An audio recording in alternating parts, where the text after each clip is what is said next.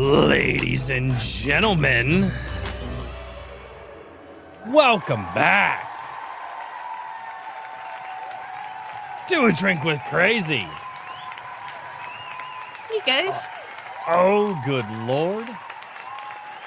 Oh, Hello, man, I hello. was seeing a lot of love in the chat for the guests tonight, specifically one guest. This is a journey. I won't even say the conclusion of a journey because I don't feel that it is the conclusion of a journey. I feel like it's the start of a journey. But this, I have been so excited to do this since I found out about it. Ladies and gentlemen, real quick, for all of you who've been here for a while, you obviously know Mr. Daniel P. Riley, my old co-host on Iron Age Nights, and a good personal friend of mine, and then another good personal friend of mine, a person who has been here before all of you, who caught one of the last videos that I did before you guys all found out about me through the Rippaverse. The My Little Pony. Right. All right. Maji Chan is here tonight, and I am so unbelievably excited. I have got to pop the window down right now. But for those of you who are like, A Drink with Crazy, why are we here tonight? One, if you're here in the live chat, you probably know. But two, I'm also dropping the link down below so you can go support the absolute. What was that? That is not the link that Amazon should have shared. What was that? Guys, I'm gonna cry. I can't believe all the support I'm getting for this book. So, ladies and gentlemen, oh boy, it's been a while since I've done an interview. I have to remember how to do the things, and the StreamYard is screwing up and not letting me size things correctly. What the hell? All right, we're just gonna have to go and move. I'm just gonna have to move the chat over here. So tonight we're talking about a book that started off as it started off as a joke, started off as a meme, ended up growing into something so much more. Oh yeah. And the fact that it came from this small community is absolutely insane. And not only did it come from a small community, it came from a dark horse. Probably a person in the community that a lot of people are like, oh no, we totally see that she's here and she's hanging out every live stream, and then all of a sudden she gets inspired, and a lot of people in the background were telling me, they're like, dude, she's got the gift. Ladies and gentlemen, Maji Chan, I don't know on that. the writer of The Legend of Shallar. Maji, I want you to give your first official introduction as a book author here on the channel. Oh, no pressure.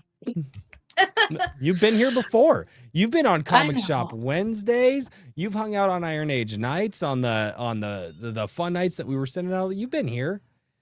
It's no different. You're just an author now. You're just somebody who sat down, put your nose to the grindstone, and accomplished a major goal. Coach Daniel, did I get my writer's card? Oh yeah, obviously.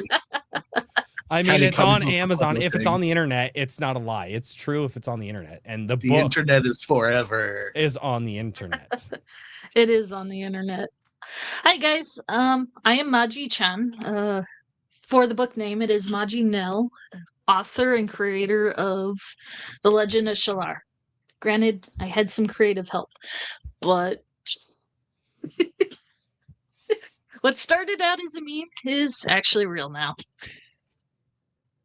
Right over here on the Amazon page. And the one thing, and I have kind of reserved asking questions over the year, because Maji's, she's DM'd me like, hey, I have legitimately reserved asking questions over the year, and now I get to do the full interview, and you guys have no idea how excited I am to do this. Well, I kind of had to spoil a little bit for him just because I hired his daughter as an illustrator. Yes, that is true. But also at the same time, so believe it or not, I literally was like, okay, I need to commit to memory to not remembering too many things was like, I went over it. I gave you my Remember honest to thoughts forget. about things, but then I committed to memory. I was like, okay, I literally was like, okay, check the thing out. And then I went and distracted myself so I couldn't think about it. Right. Because what ingrains things in thoughts. And I was like, because I'm not going to screw this up. I'm going to go in. I do all my interviews blind. Kind of hard to do it blind in this instance, but it's been years in the making. And ladies and gentlemen, let's get into it. The Legend of Shallar. I will tell you guys from my experience, I remember the night that it started. It was a comic shop Wednesday. I was scrolling through the Twitter feed, reading everybody's stuff, and I believe, if I'm not mistaken, it was Kikomon. It was Kikomon. It was Kikomon who was like, hey, you missed one of the projects. And I'm like, what? He's like, yeah, you missed one of the projects. I was like, what is it called? And it was like The Legend of Shallar. Like, dude, look. So I'm scrolling back for like 5 minutes. And I'm like, I can't find it. And they're like, no, you keep going back. And then everybody just backs up Kikomon. They're like, dude, no, it's right there. Like, why? I'm like, I don't see. It took me 5 minutes to realize chat was screwing with me. It becomes a meme. Everybody's like, Royce, don't forget to check out The Legends of Shallar. Huh? Show me, show you. Yep, dude. Go mine. It was. And then, if I'm not mistaken, and this was the part that I wasn't a part of, a bunch of people wanted to get together and do like kind of an anthology book to do Legends of Shallar. And then it eventually shifted to Maji's book for Legend of Shallar. And That's because I ruined it. I want to know how that happened. It's not because you ruined it. And that is not what I have heard from anybody who is working on that anthology. Everybody that I heard from who was working on that anthology reached out and they were like, so we're all going to back away. And the reason we're going to back away is because we're going to let her shine because she's got this. But I want to know what your end was like, because this started as a meme just to troll me every stream. It did start as a meme to troll you, but then other people started contributing. So Wrangler wrote a little short. Snow wrote this beautiful epic poem, which I feel better now that I learned what she did with it. Even Otter wrote a little short. We were all going to compile them together and put them together so that you actually give it to you so you can make a little fundraiser for your channel. Try to help you get some more attention and all that. Daniel was in on this. He knows exactly I'm not making any of this up. Daniel was in on that? That's what? How long have you been conspiring against me? Well, you said no. Ever since I met you. But so it was originally supposed to help you out, to help build your fan base and get you well known, because we actually still believe in you. To drag you channel. screaming into the light. But it was supposed to be just a little something that we were going to make like a KDP digital copy to try to earn you a little extra for your channel. But you said no. I don't think you remember that, but you said no because you're like, you guys keep whatever you write. That sounds like something I would. That sounds like something I would say. You were probably drunk that night, but you guys have only ever seen me drunk. Like, dude, I don't get drunk, which is really bad because I drink a lot of beer. But anyway. But so it started out. I can't remember if it was a 16,000 word limit or a 20,000 word limit, but it was a very, very small, because it was all supposed to be a bunch of shorts compiled together. Mm-hmm. But well, so before we go any further, keep in mind there's been technically 5 drafts. Daniel's only seen 2. When I hired Daniel as an editor, he came in on the second, unofficially the third. Yep. Because the reason why I don't count the one kind of it counts doesn't count is because it became the prequel of the story, but I fell in love with the why and I kept asking more. So the prequel of the story was the original story, but I fell in love with the aftermath. So I kept the prequel to set up the tone for what happens next. If that makes sense. Once you read it, it'll make sense. But well, the prequel of the story easily succeeded the 20,000 originally. And then because I kept asking, okay, so because of this, what happens here and then in here and in here. And I kept just the more I developed the world, the more I fell in love with it. And before I knew it, that I think it was 16 to 20,000, blew it out of the water, destroyed it. I remember I think it was Trippy Soul that reached out to me and was like, yeah, we had a word limit. And I was like, I think she's at double that. I think Trippy reached out and we're like, we're all going to pull out. She's at like 40,000 words. We're just going to let her cook. And I was just like, all right. And I was like, okay, I was like, what is this? What is this going to turn into? And because again, I'm just on the sidelines. I'm just grabbing bits and pieces of information here and there. And then it went from a meme to, wait a minute. This channel, this community, and apparently my personality to some degree inspired this. And I was like, wait, that's a little bit more than just subscribers on a YouTube channel. That's a little bit more than just, so on my end, I'm sitting here thinking, wait a minute.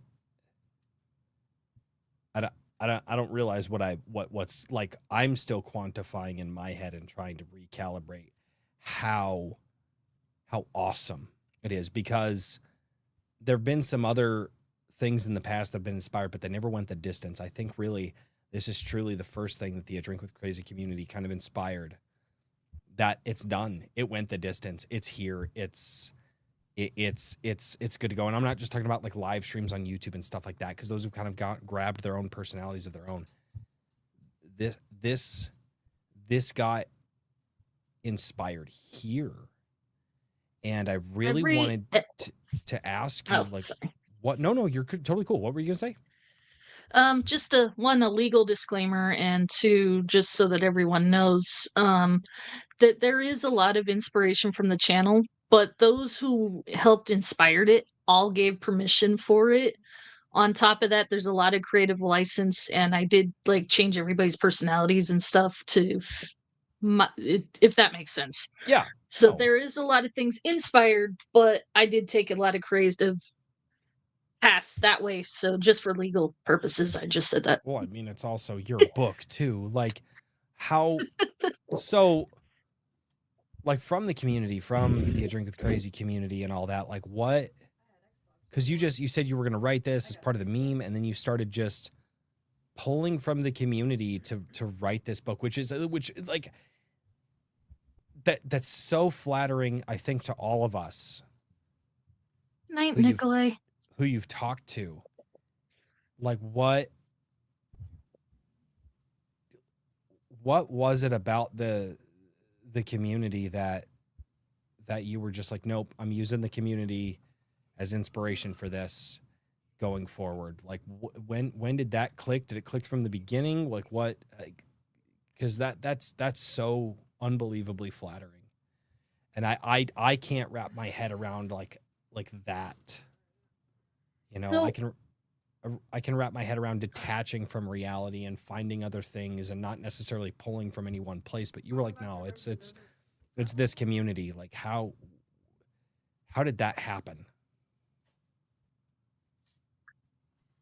Well, you got to draw back to a certain video you made, which I tried to find, but I think you took it off. It was the Velma video where you were talking about the Velma remake of Scooby-Doo, but then halfway through the video, you cut out and said, "Why are we doing this? Where is the stories I could put in the hands of my kids? I am asking the creators to put this story into the hands of my kids." And for some reason, that particular video has always stuck with me, of you asking, where is the story I can give my kids? And well, that's what this is. This was inspired by that video. We were all clowning around, giving you a hard time. And I did. I went with it. I wrote a story. I made it clean. There's a little bit of alcohol, a lot of death and battle, but there's no sex, there's no politics, there's no swearing. In fact, Daniel and I had to go back out and edit any swear word to make it so you can give it to a young preteen boy and he might like it. Well, I mean, that's fantastic. I mean, there was a little bit of alcohol and a little bit of blood and violence in Tolkien, and that inspired generations of people to create things. I mean, that inspired Dungeons and Dragons. That inspired all of modern fantasy. Indeed. You know? But yeah, no, it was your video. I went to back to see if I could clip that part, but you took it offline. But I remember specifically it was the Velma video, the back end of it. Why did I pop that one down if I did? It was back at the age of the Ripperverse beginning. But No, oh no, trust me, I know exactly where it is. I still remember what the thumbnail looks like. I'm actually looking for it right now because it's still on. I haven't taken anything off YouTube. I've turned some videos like private or unlisted or something because I was monkeying with the I was monkeying with the algorithm for a while, and it was like, oh, if you have videos that aren't performing well, then like you definitely need to. And I was just monkeying with stuff, and I've tried stuff over the years. But so I'm gonna say it now. If you hear jets in the background, I'm sorry. I live next to a base, and face it, right now all the military's up and gone. But but so when I wrote this story or started to write this story, I was in a very dark place. I was working overnights. I had lost everything. My depression was real. I could tell you I know what hell feels like. But when I started writing the story, I'm a very firm believer. I actually have a degree in science. The first law of science doesn't matter if it's chemistry, physics, biology, doesn't matter. Every form of science, the very first law is matter cannot be created nor destroyed. It can only be transformed. And where Tolkien says good cannot or evil cannot create, it can only corrupt, I believe that because the first law of science says it's true. You can't create something, it can only be transformed. So when I started writing, it's weird. Just stay with me. You'll see how my brain map works. No, it's your show at this point. I am locked in.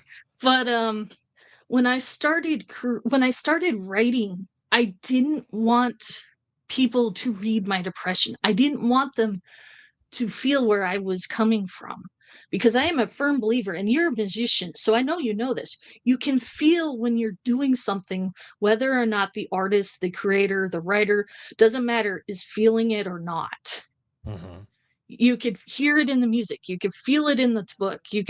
I mean, how many times have we read a comic where you're like, yeah, the author totally didn't believe this stuff. It's just there because they had to write it. Yep. But I didn't want people to be feeling where I was from. I didn't want them to feel where that darkness, that hole I was in. And I mean, I was literally never seeing the daylight because of my job at the time. There was no light. There was no place to come from. But yet hanging out with my friends online, hanging out in the chat, because we'd just sit and chat for hours in the Discord, and well, at the time it was Gilded. But it just gave me a little bit of communication with people and let me feel human and avoid myself for a minute. And so when I took inspiration from that, it was because it was my happy place for about 5 minutes. So the people who inspired me, it was just kind of a way to not reflect how I was feeling. And then when on top of that, I was really struggling hard.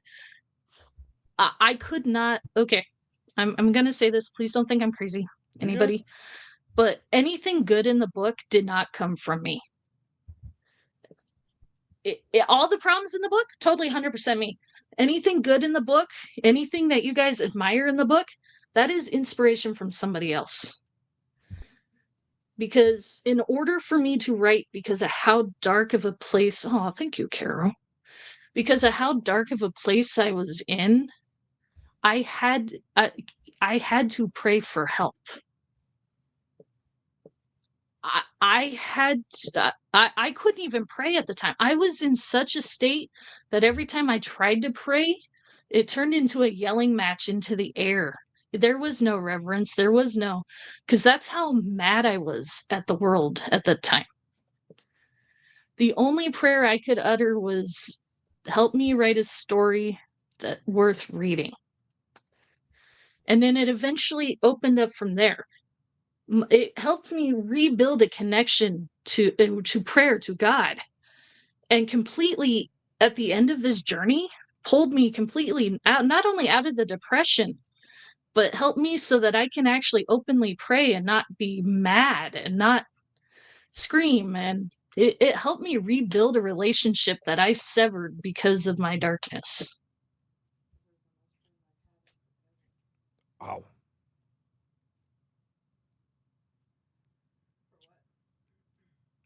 So yeah, any problems in the book, 100% my fault. I'm mortal. But if it lags to in a certain spot, you could totally blame me. But if there's something you feel by reading that, that's not me. And if you don't read it, then maybe it wasn't maybe a story you like. I don't know.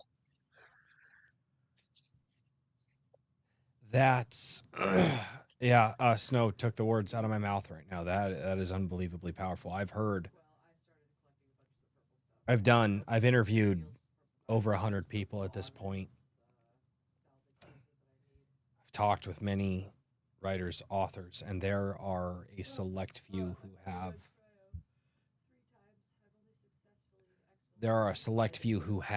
a story that powerful. A very select few.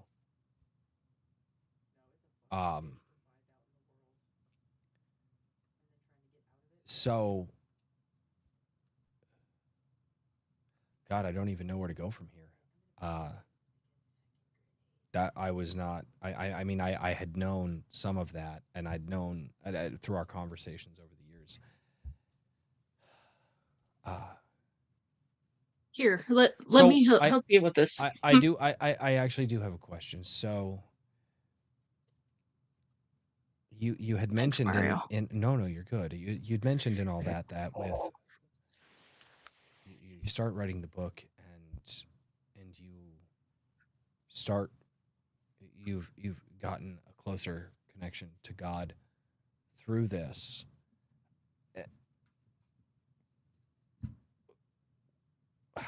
What was it? How did those two things come together in that way? Are you comfortable talking about that? Yeah, ask Yeah. away. How did like so you start this, you go, you're going to write this book, you're in a bad place, and you start writing. When was it? How was it that the writing journey brought you closer to God? Like, if you don't, Well, like, more yeah, specifically. it goes back to that so for those who don't know, I think I said it a little bit earlier, but in case I didn't, those who don't know, I actually have a degree in science. But it goes back to that first law. The matter cannot be created nor destroyed, only transformed.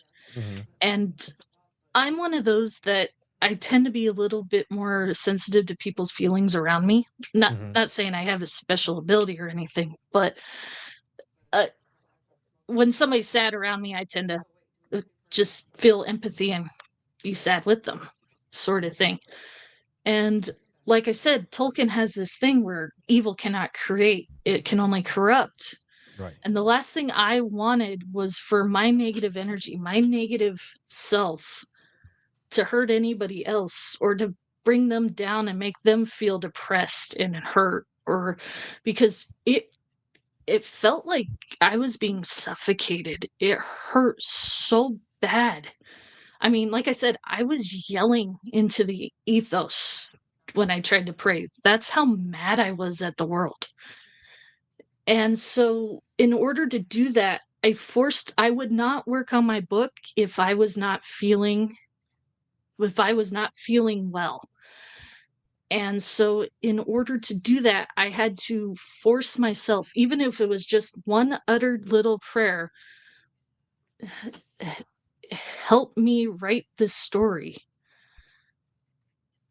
It was kind of like, the parable of the mustard seed, the smallest Mhm. little grain of hope that grows. Mhm. That was all I could say because I was so mad.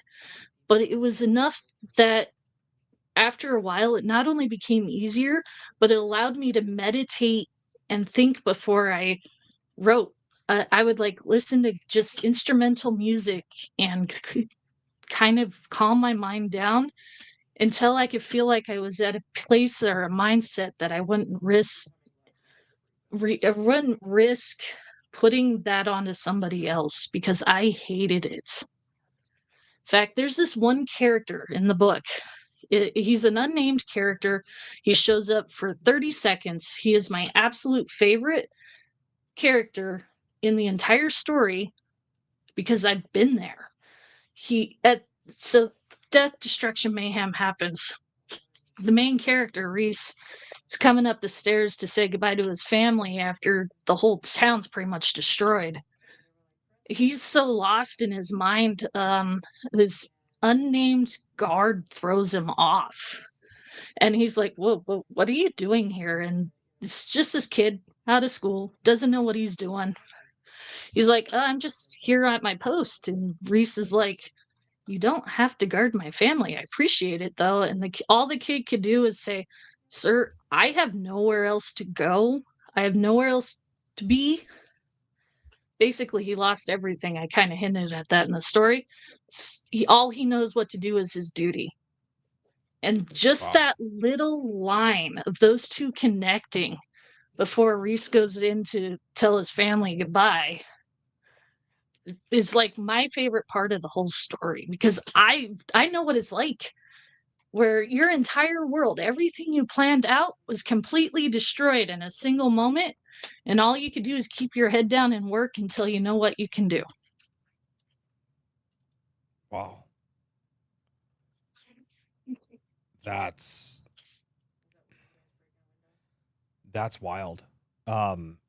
So I mean, God, you're pulling from so many different places right now. Gosh, I will say this: I did not realize the depth to which the depth of the place that you were in. I didn't realize that, because especially here on the channel, we've always had a lot of fun.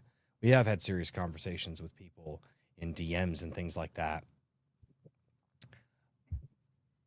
But the fact that you had the wherewithal to use what you were going through, but also use, I guess, outside sources of hope to contribute to this story is something that I've not heard anyone say. Well, that's the whole point of the story. The whole point of the story is to find hope in the small things. The five main characters all have their own purpose of going through what they're going through, but at the end of the day, they're guys just trying to do their jobs so that they could go back home to their family. For two of them, that is the main motivator, but that is a powerful enough motivator. That you're not wrong. You are not wrong at all. Nope. So I at this point, to kind of lift up the conversation and also just ask, because I have been morbidly curious, possibly narcissistically curious. Why me? Why pick me as the guy you kind of make Okay, the main so once character again, after? creative license here. No, it's like fine. I said, But I've always kind of wanted to ask, but I didn't, because I've been honored. I'm like, because you were like, hey, I'm kind of basing the main character off of you. And I'm just like, oh, he's going to be a drunk retard on the internet. Oh, wait, her world doesn't have the internet. Fuck.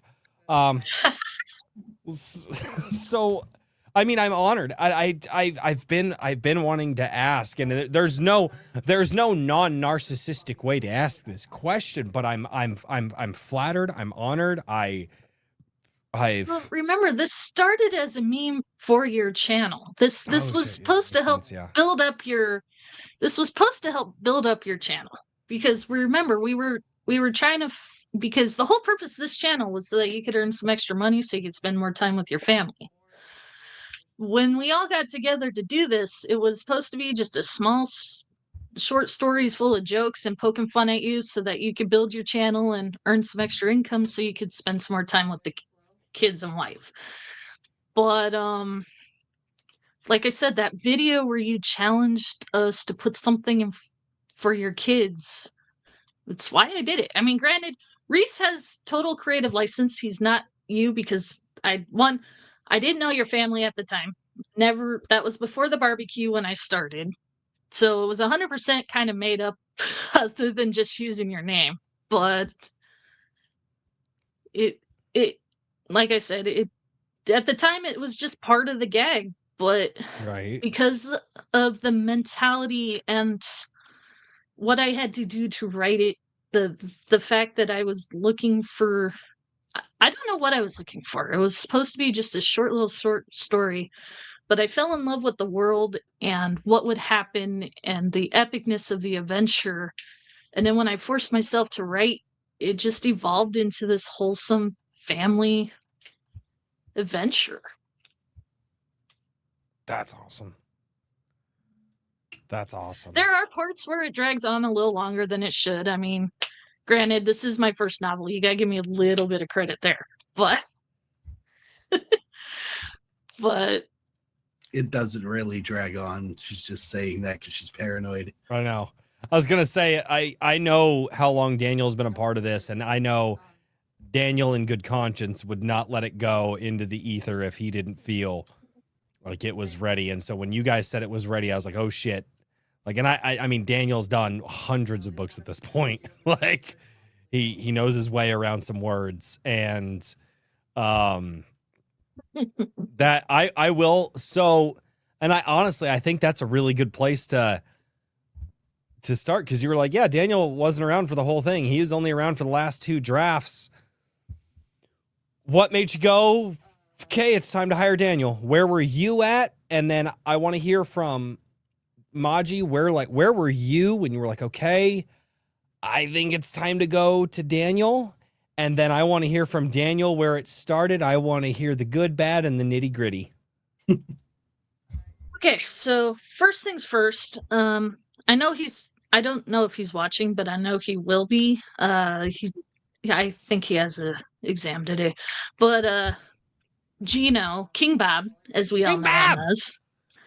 I love King Bob. Bob. So he was my original proofreader for the first 2 drafts. And I bounced a lot of ideas off of him, and he told me if they were good or bad, which is what I loved, because he would actually, I write out this entire fight scene for the final part of the book. He'd circle it and then write, you could do better. What honesty, I love it to death. King Bob is awesome. I love him to He's death. gonna hurt people's feelings, but no, you need that in a proofreader. That's awesome. But he was the initial one for the first 2. He helped me actually get ready. And then I sent. Hold on one second. What? So just because it's so interesting, because my community has networked in ways that I don't know. How do you connect with King Bob, and how do you connect with King Bob and get him to be like a proofreader, and like what made you? How did that happen? All the hours we spent hanging out in your Gilded. Oh yeah, I forgot that the Gilded was hot. Like, people were in the voice chats like 24/7, like that. The Gilded was. I really wish that would not have ended. The Gilded was fucking phenomenal. But no, King Bob and I would just spend forever talking, and he, at the time, well, he still does. He doesn't. I hope I can say this and not offend him. He doesn't sleep, but because I was working nights, Because Garrow was in the Gilded too.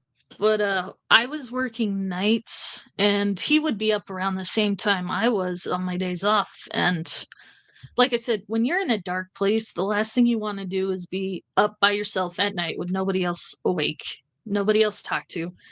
Like, I purposely kept my world as loud as possible so I wouldn't have to face the silence and listen to myself. But King Bob would be up. He would be up in the Gilded, and him and I would just talk for hours, just hanging, just chilling. Nothing weird, nothing going on. We're just talking. And well, he when I started writing, he actually volunteered. He's like, "Hey, can I be your proofreader?" And I'm like, "Well, trust me, dude, I'm dyslexic, and I have the spelling punctuation of a third grader," which Daniel can pretty much agree with on this one. But I'd say 6th grader, maybe 7th. But so I actually hired him. I'm like, you know what? If you're gonna do this, I'm gonna pay you. Which was funny because it sounds sketchy as hell. I paid him with Amazon gift cards. Because it was just easier that way to give him the gift card codes. But right. But he took on the job, and he's been there since the beginning. So when I actually gave him editor credits on Amazon because of that. But so back to the original question now. Now you know how Bob and I started hanging out. Barely. According to Daniel, barely. But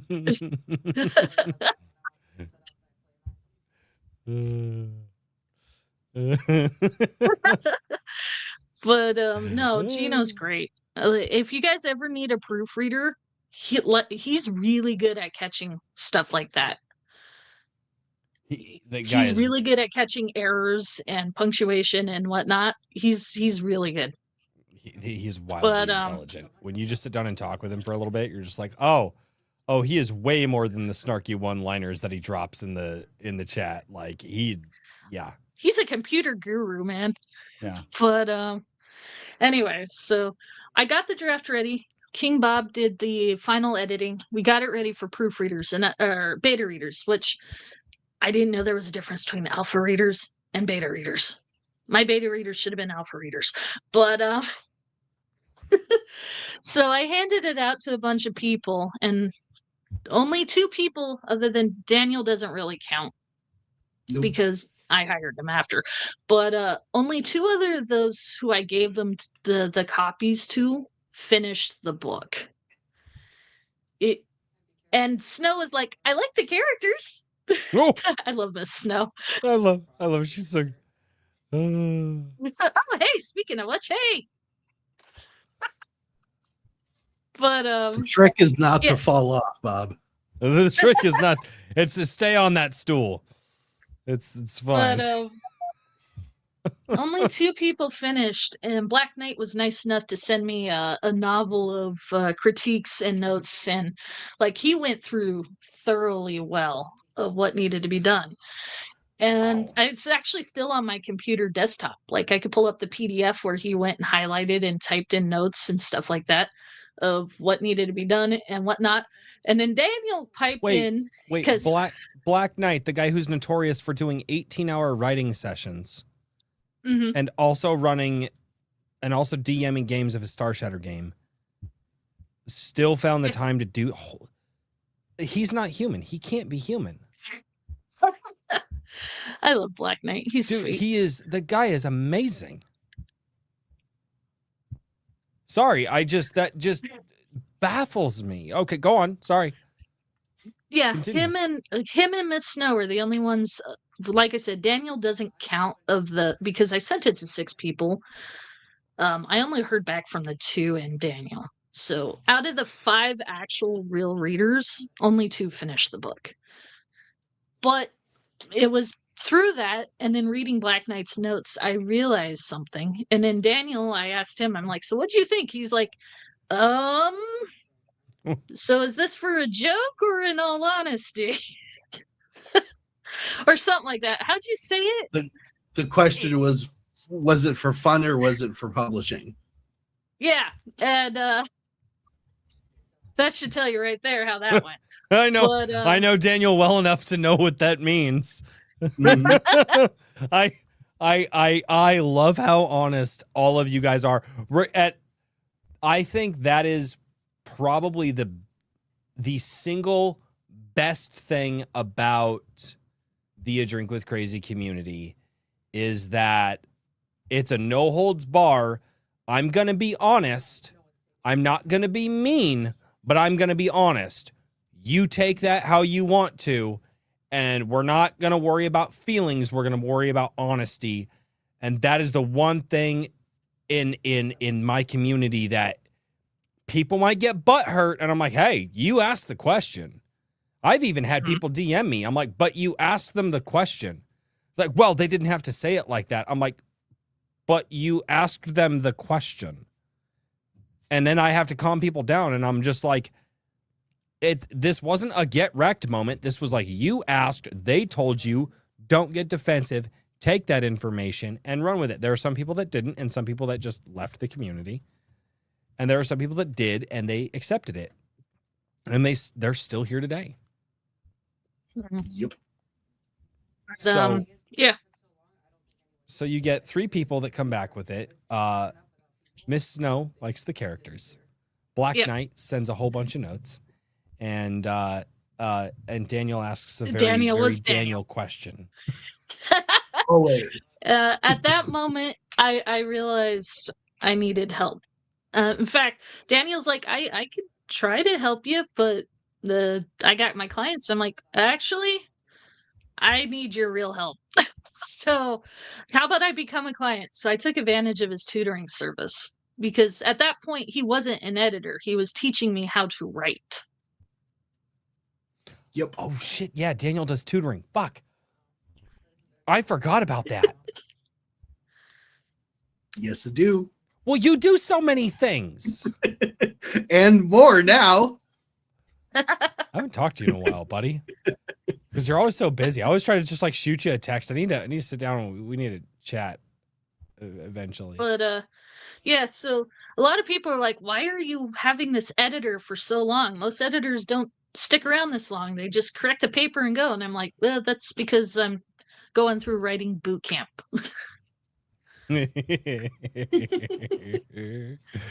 So between him and I, we pumped out another 2 drafts, but between the second draft and the third draft, basically the book went through an entire rewrite.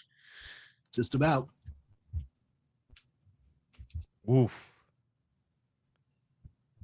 All right. Now, when she says rewrite, that doesn't mean we took the story in a completely different direction. It just means that we went through chapter by chapter and rewrote everything that was meant to be in the book using all the lessons that she was learning from me over time. Mm-hmm. And then on top of that, we did actually change the ending a little, but it was for the better. No, I mean, that's okay. All right. I've got to ask. Maji, from your perspective, what was, and maybe there wasn't, what was the harshest criticism that you felt? Because it definitely sounds like you were obviously open to criticism, obviously open to changing some things. What was the one that you felt was the most harsh that you felt like, okay, I have to accept this or else I can't continue the book? Actually, it would be the first day of boot camp. Oh. So, okay, you have to understand. Okay, so the way Daniel works is actually really, really good. But he questions you. He becomes like this real grilly reporter that will ask you questions and make you feel like lower than dirt, but he doesn't do it intentionally. It's just he wants you to realize where the flaws are in the story. Oh, we've had arguments like that. Daniel's one of the few people I've ever lost an argument to over a definition of a word. and I was wrong. And I was like, and I accepted it. And I was like, hey, you got me, bro. Like, damn. But yeah. But yeah, he'd make you feel like really, really bad. But it wasn't intentional. It was because every time you got stumped, that's where you needed to focus on to make your book better. That was the spot where you just had to go, okay, wait a second. If I'm stumped here, what's my reader gonna do? Oh, you got into because Daniel's like writer's block doesn't exist. Correct. Is that what it was, And- Daniel? Is that what she's referring to? Pretty much. She's like, I have writer's block. I'm like, no, you don't. You're just. Well, it wasn't even that. It was because I know what he was doing, because it's just like physical training, it's just like military training. In order to make yourself better, you have to break yourself down. And he was breaking down the criticism and the critiques of the book that first day. He was literally taking a bomb and destroying it. But There's I a mean, lot it of felt questions. terrible, but I knew what he was doing. So It was Daniel, more like a 50 cal full of questions. So Daniel, let's enter you here. So she goes, Daniel, I need no, I don't just need help. I need to hire you. That's a big leap. That's going from being friends to being in a contractual obligation. That's a big leap. Correct. And I know how you are. I And know how Daniel's you really good at separating personal from Yep. business. So Daniel, you go into the professional. You see what she's got. Walk me through. You've seen it. You've seen the rough draft. Let's Where are we step at? back real quick.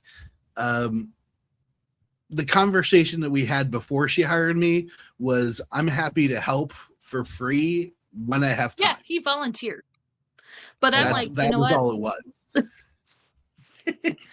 Because my assumption when we first were talking about it, hence the question was, this is for fun or for publishing, was I need to know what she wants out of doing, the editing with me. If it's just for fun and she wants it cleaned up, I don't have to go that deep into it yet.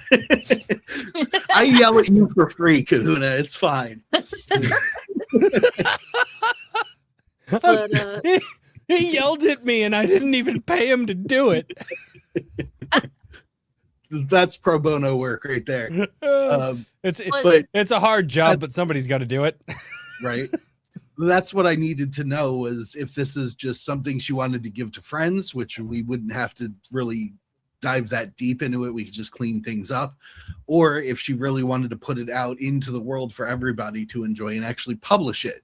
And those are two separate animals. A story between friends doesn't have to be that in detail, but a story for publishing needs to be of a certain quality. So when she said she wanted to do it for real and she wanted to hire me for it, I'm like, okay, now we go. well, keep in mind, I had already put 1.5 years into it, so I might as well have just done it correctly. I love Right. that mentality. You're like, I've already been working on it for this long. Might as well go the distance. Yep. Well, it was in my mind, I thought I was done and ready, but that was before I went through boot camp. But Yes. and then when Daniel offered to do it for free, he's like, yeah, I could help you out a little bit in between. I'm like, you know what? I know this is a disaster. I have read the notes, and what little feedback I have gotten back tells me I might as well just, because Daniel is a professional, not waste his time and pay him for it. That's wild. And then she surprised me with the, I'd rather have you teach me than just edit it for me, which I thought was really, I had to respect it. Because most of my clients, you are correct, they just come to me for editing. They don't want to learn how to do things. And she came at it from a learning perspective. I want to learn how to write and help me make my book better. So I'm like, okay, we're going to do both at the same time. We'll use your book as the tool to teach you how to be a better writer. That's wild.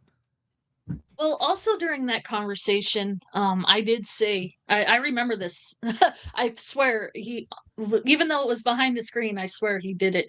But I said that this is a story I believe in. I I really believe it. It's a good story. I just wish it was written by a better writer. And I swear I could see him popping his knuckles behind the screen going, let's do it. Yep. It's like, oh, you wish That's it was a better writer? You're going to be that better writer. Because I know exactly what Daniel thought. I've had many conversations with him. It's like, oh, you want a better writer? Good. Then let's make you that writer. Exactly. Because this is your story and the only person who can write it is you. And if you want a better writer, it's got to be you. I know exactly what Daniel was thinking. Mm-hmm. Mhm. Nobody can tell your story but you. Mhm. And that's been my whole business model. I can help you tell your story in the best way you can tell it. Guys. This is crazy. The amount of support for this has been insane. I don't deserve it. It is. I am truly grateful to everyone. I don't want to hear you. I'm gonna veto that. You absolutely do deserve it. And I'm gonna veto that entirely. You have been here. You have supported my family. You've sent us Christmas gifts. You've sent us PayPals over the year just because you were thinking of us. My kids had better Christmases because of you. We've had a better life because of you. We've had better friendships because of you. So I'm going to completely veto this, and I'm going to tell you, no, you do deserve this.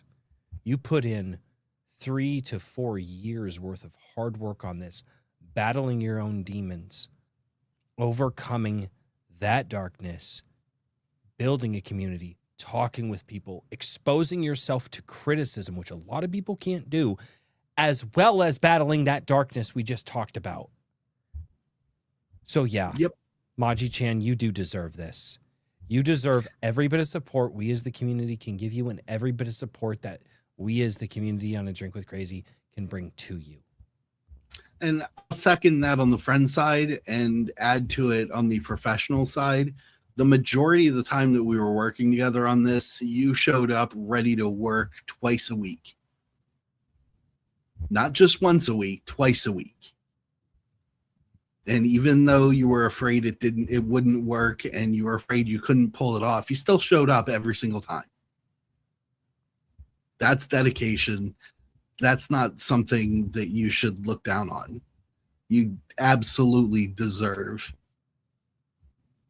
everything the book's going to get you, because you put the work in with me, endured my judgment, and Daniel can be brutal at times. Trust me, I know. And came out the other end of it with more knowledge and a better quality story that is now freely out there for everyone to read. So you deserve every sale. 100%. It's $12.99 on Amazon for the paperback right now. And the hardback goes live tomorrow. We had a slight error, so it didn't release the same time. It's totally fine. Hardbacks generally don't drop on launch day anyways. You're deflecting from the praise, Maji-chan. I saw. Yes, I appreciate it. We let her do that though.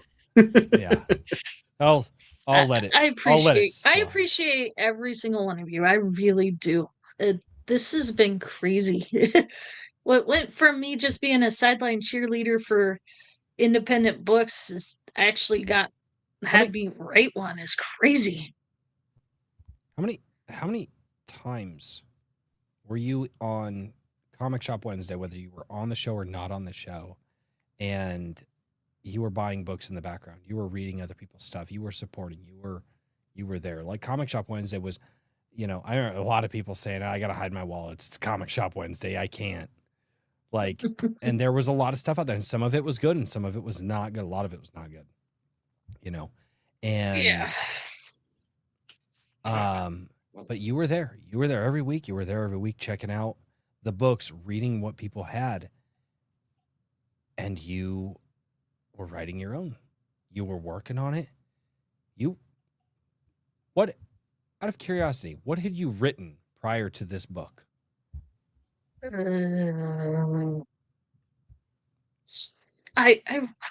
It's a Okay. setup. It's a setup question, but you can still I know answer it is, but But I mean, I wrote a couple little short things. One of them was for one of Richard's impromptu. I mhm. wrote one of those, but most of it was just little private things for me. But you gotta remember. Well, I guess you don't wouldn't need to remember this because you don't know this, except for I just said it about 5 minutes ago. I'm very dyslexic, and I have the writing skills of a sixth grader, apparently, according to Daniel. So I upgraded from third grade. But I was always Hey, John, are you still thanks. running your show on Rumble? I wanted to touch. John, if you're still running your show on Rumble, get Maji Chin on there. Spread her to your audience. Wait, what? He doesn't have to do that. Of course he does. Besides, I his just work's asked him to crazy do it, busy. and he's a bro. And bros help bros out. And I'm asking bro to help me out, pass along a fantastic person in my life and my community to help get her some more sales But and help get her some more eyes on this book. Oh, I don't think you understand. I'm going to be militant about this. you haven't even read it yet. Doesn't matter. I don't care.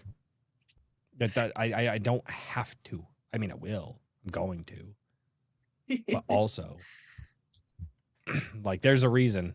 You're gonna have fun with the story. Huh? You're gonna have fun with the story. I hope so. My biggest fear is okay, so there's the beginning part of the book. I'm a little worried that people are going to read it and go, "Oh, it's political," because when I started writing, immigration wasn't a big deal. There's a part where one of the main characters is trying to move his tribe because he's afraid of what the dangers that's coming. And so I'm afraid that somebody's going to freak out and go, "It's political." But it's not. I tried to keep politics out of it. I wanted it to be tank. I wanted it to be okay. So the best way I could put this, next to me, actually, literally next to me, for one of my birthdays, I had because a friend of mine actually hand wrote out. It's the person who hand wrote the font on my cover. She actually wrote Sam's speech from the Lord of the Rings Two Towers movie and put it on a paper and framed it for me. So it's literally hanging on my wall. That's cool.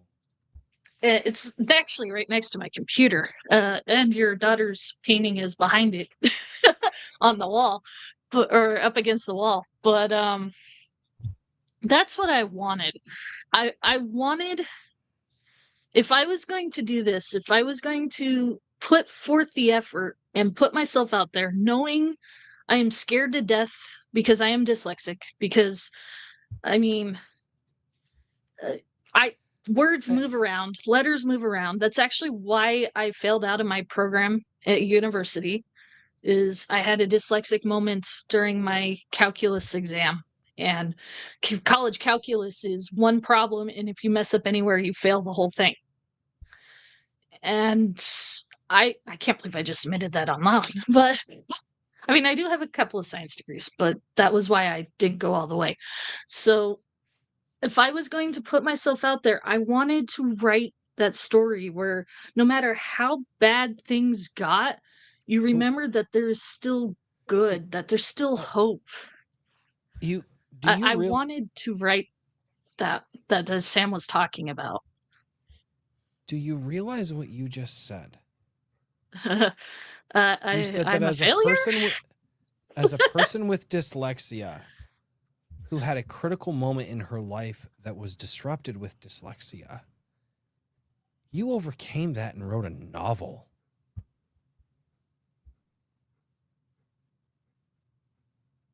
Do you have any idea how inspirational that is? Well, remember, that's why I hired Daniel and Gino. I could not do it without them physically. Most people with dyslexia would avoid going anywhere near words, let alone writing, because they're afraid of it. And you literally said, I don't care. I'm going to do this. I'm also going to have the humility to ask for help, but I'm not going to let this disability be the bane of my existence. You literally just said, I have a bad dyslexia problem, and now I'm an author. Because I, for lack of a better term, sacked up, accepted humility, asked for help, and did it. You overcame your fear. That's the type of shit you hear in TED Talks, where somebody stands up in front of 10,000 people and say, it does not matter where your beginnings were, because no matter the disabilities that you have, I've heard 10,000 people give these speeches, and trust me, I love many of them. It doesn't matter where you've been. It matters what you do. And the people who tend to be the most successful in life and the most happy in this life are those that face their darkest demons and those that face their own disabilities and not only face them, but turn them into their strengths. And I am not screwing with you right now. You just gave the opening or the closing speech to that exact phenomenon. You have dyslexia, and now you're an author. You win. You win. The dyslexia didn't. You did. That is an inspirational speech and a fucking half, and I don't think that you realize that you just inspired me and everybody else in this chat when you said it. And that's part of the reason I've been so damn excited about this interview and why I have been waiting on pins and needles to have it. Dead serious. Dead serious. And put the two together. I was actually afraid the dyslexia might cause a problem with the writing. But you asked for help. And you got Daniel. And Daniel's not gonna steer you wrong. King Bob's not gonna steer you wrong. You made up for it in other ways. That's perseverance. That's huge. That's so huge. That's something that I wish so many people would realize. Me too. Just have a little bit of perseverance. Because if you have a little bit of perseverance today, you're going to have even more tomorrow. And if you carry that perseverance forward, it's like compounding interest. And eventually you don't know. It's almost hard to remember what life is like when you didn't have that perseverance. And like I said, now I get to sit here and I get to talk with Maji Chan, the author. Maji Chan, the guest author. Not just Maji Chan, the fan who's wonderful in the community and supports this channel, but is the highlight of the show now. Through all of her perseverance, all of the darkness, all of the trials and tribulations.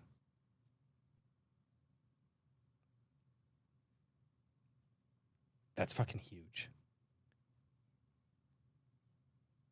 I did not plan this monologue. I just heard you say that, and I was like, you make me realize that over the last few months, I have been sitting on my ass not doing what I need to do. And the sad fact is I don't even know what I need to be doing right now, but I know that I need to be doing more. Whatever that looks like. Fuck. Well, I need to get inspired, and I need to figure out what to do now. So, and here's the thing. I don't know what to say to that. I don't even have dyslexia. I'm just fucking lazy at this point. And you got me beat. No, you're a dad. You have a family. You have a life. I don't. Yeah, but keep in mind, our kids are old enough. They take care of themselves. The house isn't run. I'm not busy all the time. Daniel knows being a dad, you're not busy 24/7. Nah, No, just but it's a 22, title 23. 24. Yeah, just 22. You got a couple hours. It'd be all right. Yeah. It's not, no, it's, well, but you know, but again, it's, damn it. That's just so fucking awesome to hear. No, these are just lessons from a failure. I mean, eventually you get something right. I the love this important right part here. is that Tank you Ferret did it. presents. It really is a what's your excuse moment. Yeah. Pretty much. Yeah. What? Well, keep in mind, I don't. So my entire schedule is work, come home, snuggle with the cat. That's it. I don't have the life of coming home, family, and all that fun stuff. Oh, but what? One of the, so I'll illuminate something. So for us, during the week, it's come home. Usually it's at the end of the day. The kids are at the end of the day with school. I'm at the end of the day with work. We really do stuff as a family together, kind of on the weekends. You know, a lot of times it's, you know, we do the family dinners on the weekends, and we don't do them every night because we're usually doing leftovers and stuff, and we all get busy, but we do gather on the weekends. We're not like the perfect, like, oh, every night we sit down and we do family dinner. There's a lot of nights we do, but we get home, we usually hang out a little bit, but on the weekends is really where we spend our family time. That's really where we do it. And so during the week, after I get off work, I could sit down and be motivated and make a YouTube video, but I don't. And, you know, I could do so much more than I'm doing with the time that I have, because my kids aren't babies anymore. They're not babies. They want to play video games and hang out with their friends, or go to the park and hang out, they go to the park, hang out with their friends. And so it's not like, again, when you have, because two of my kids are teenagers. Actually, my son will be a teenager, and, well, he's not a teenager yet, but I say he is because he'll be a teenager in just like 12 days. So I do actually have time, because my children are old enough to have a sense of autonomy at this point. And they live their life now. I mean, not entirely without our direction. But now I'm getting here being told that somebody who has a reading disability wrote a fucking book. And it's like, hey, Royce, you don't have a reading disability. You're just a lazy fuck. Why aren't you doing the thing? I'm like, damn it. All right. Time to do the thing now. And that's what I love about what you said, because sunlight's the best disinfectant. And what you said was a hell of a lot of sunlight. True. All of us have felt it. All of us have been there. I know I've talked with Daniel. Daniel was there at one point in time. And now Daniel can't stop. He probably needs to. He doesn't have any gray yet, so, he's doing all right. Right there. Well, to be honest with you, when I was a kid, I hated reading. It was hell. I mean, so people don't realize there's dyslexia and dysgraphia. Graphia is where numbers, lines, stuff like that move. Well, I have both, but I hated it because of that. It was so hard to follow along. Comic books, what got me into reading. But comic books and Shel Stevenson, his poems where they were short lines, spaces between. That's where I learned to write. Or not write, but that's where I fell back to read a lot. For my book reports, for my adventures, was the superheroes, the people that could overcome everything. The X-Men, man. I when I was a kid, I'd pretend I'd get my acceptance letter into Xavier's School of Gifted. I was waiting for that letter, but it never came. But so when you started doing the indie thing and supporting the indie authors, it actually gave hope, because the comic books died. Everybody killed them. That all the hope, all the dreams. I mean, I had an uncle whose nickname was Superman. We called him that because during my parents' divorce, he moved in and took the place of a dad. He he was always there when we needed him, but he was also a semi-pro boxer. So he had the big, bulky, and did like the Shit. Superman Batman walk, like they did in the Justice League, where they'd slightly swing because their muscles were too bulk. Right. But he'd come and he basically, when dad started to get dark, or Let really me really excuse the peak. myself briefly. I'm sorry. The doggo down here has to go potty, and I also have to go potty. So I'm gonna go let No, the no, dog go outside. take your doggo. And yeah, Bishop's right here. You can't see him. It's our big old boy, and his bladder don't hold stuff. I'm coming. Yeah, Nah, you're good. Take care of doggo. Doggo's more important. I will be right But, back. Daniel, you know how to conduct this interview. Go for it. But so the Royce may not get superhero drunk, genre. but he definitely rents that beer. I know, right? The superheroes is what saved reading for me. And so when I saw that the indies were trying to bring it back with different stories, with new heroes, I was all for it, because then that might get other kids reading. I mean, we all know, my generation, literally reading was saved by Harry Potter. Not It a was so bad popular book that series. Yeah, it was so popular that teachers were reading Harry Potter because it was the only thing that could keep the kids interested in reading. True. And there was nothing there. And so that's the only reason why I did the whole comic shop, when like the comic shop stuff, was because I saw that spark again. I mean, I'm not the best reader in the world, but man, when I was like reading like Herman P. Hunter's stuff, being taken to that other world, and it was just so exciting because it brought back the excitement of like reading my first X-Men comic. Yep. That's why I started writing professionally. Everything that was coming out sucked balls. Kara's right. New heroes. I mean, I have a graded Yaira first edition. I have no room to talk. It's graded and in its little, or I guess it was second. I got to see which one it is. But I mean, it was nice to see the heroes coming back.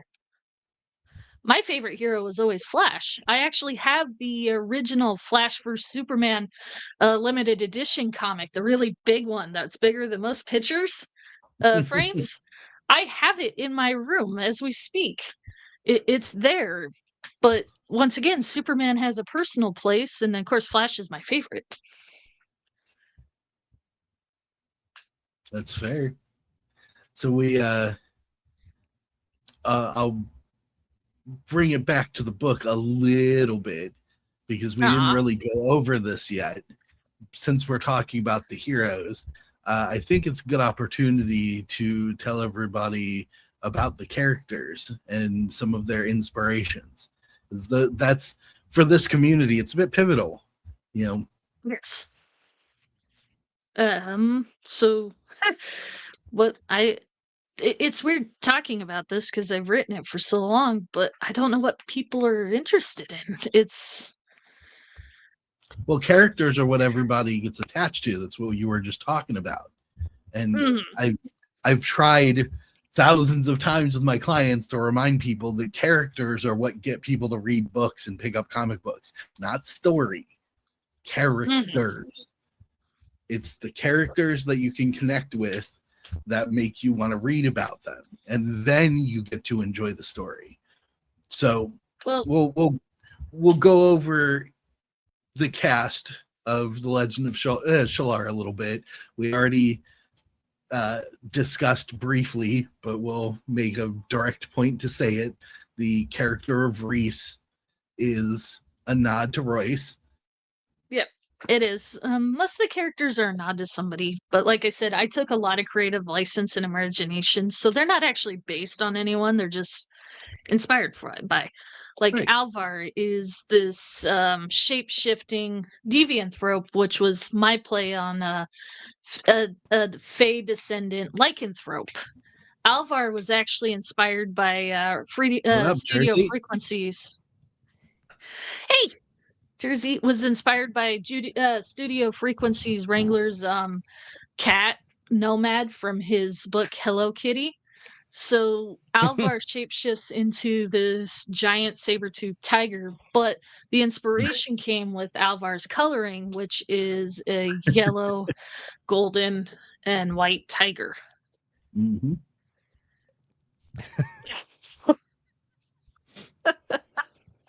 Actually, Caro, I think you would like Adelaide.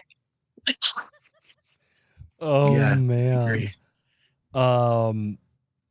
Okay, so But, We're going through the cast a little bit so go everybody can get the nods. wonderful. Guys, I am going to catch up on the super chats at the end of the interview, the way we used to do it old school style, so that way we can give Maji much time to talk about stuff. So I see appreciate this. you guys sending super chats, though. That is awesome. Thank you. Sorry. You're all good. good. You're good. So where are we at in the cast of characters? So I just introduced Alvar, which Alvar is technically Reese's best friend, but he was inspired by Studio Frequency's cat Nomad from his book Bad Kitty. What That's his cool. inspiration particularly was the golden and white I took because Nomad is an orange cat. I took that, and Alvar's a shapeshifter, so he turns into a saber-toothed tiger with gold and white fur. Oh, that's cool. That's cool. And then, of course, there is Lord Milak Silverton, which is an otter. I bet you can figure that one out. No, I have no idea. Please describe in painful detail. But like I said, just because they inspired the characters means they're not the characters. Like, No, but, I made 'em what up. what an honor to be like, yep, I like something about your personality, and so I'm gonna twist that into a guys, thank you so much for the super chats. I But appreciate it. do me a favor, save your super chat money and go and purchase this absolutely fantastic book. You should do that. You should take your super chat money and you should go to that Amazon link right there, and you should go and buy Maji Chan's book. And 'Cause it's- hardcover's out tomorrow if you're a collector like me. So that's the only reason why I have the hardcovers was I wanted one in the hardcover. But Oh, goodness. so if nobody buys it, I won't feel bad because it was a selfish reason. Hey, hold on one second. I'm going to do something very mean. Hey, Miss Carol Brown, would you do me a favor and aggressively promote this book, please? Whenever you get the chance. No, she doesn't have to. She, Besides, of course, she doesn't Carol have to. I'm is- asking her as She's going to regardless. I'm asking her as a friend. Carol is amazing, and I follow her. She's got a hand in everything. Oh, I know. Why do you think I just asked her? She might actually be more busy than I am. I think she is. What makes you think I haven't since the stream? But yeah, she already knows. Oh, Very nice. jeez. I think the best way. So, Carol, do you remember how you used to be like, oh, Royce, you act so humble. I'm just gonna like do this thing to make fun of you because you're humble and this, that, and the other. So she's being very humble about her book. And I happen to know you, and I happen to know how many people's you knows. So yeah, hey Carol, let's try to get Maji Channel a lot of sales in the book and reviews for the book even bigger. I really don't deserve you guys. Oh no, I be love afraid. you guys. Be afraid. Caro is aggressively nice, and it gets scary. What's her term? It's I'm awesome. helping. It's like, Yeah. Actually, Carol, I have been following her Phoenix story. Well, not really story, but her Phoenix posts. She is amazing warrior. You definitely want her in your corner. That's That for is damn true. sure. That's for damn sure. I will 1,000% agree with that. But So- And that being Yeah. said, everybody else in the chat, if you guys are running YouTube shows, if you guys are doing interviews, if you guys have a small corner of the internet, have Maji Chan on. and have Maji Chan go and talk about her book. I was already doing it, Caro. I mean, yes, boss. My bad. Apologize. That's the correct response. That is the correct response. Caro, she's very Caro. So there is one. Okay, so most of my characters do not have plot armor. I made sure that they get hurt, that they could die. There is no protection on any of them but one, and that one is Lily. But it's not plot armor; it's snow armor. R.H. Snow fell in love with the Lily character that when I rewrote the book, I knew I couldn't do anything to her, like keep her exactly the way she was, because it's not plot armor, it's snow armor. That woman is wonderful. Every time she was on Iron Age Nights, people showed up and they just locked in. And they were just like, yep, we're here. Yeah, we do not upset the queen. Dude, I will say this, to brag about Miss Snow for a second, why she's... Yes. The amount of young men in between the ages of probably 20 and 30 is, I think, the average demographic here, that would just get inspired by what she would say. Actually, I made an Easter short from her interview with you guys. Oh, yeah. It's on the Iron Age page. I'll send it to you so you can post it on yours. But oh, hell yeah. I took a clip from her interview with you two, and it was so inspirational. I actually made it the official Iron Age podcast Easter video. Mm-hmm. Unofficially, but officially. That's awesome. It's official. It's official. So I'll give it to you to post on your channel for Easter. Hell yeah. Absolutely. You saw it last year, Snow. But no, she's beautiful, and you could definitely see a lot of I was hoping that same gumption in her as you do in Lily. Yep. Hey, chat, do me a favor.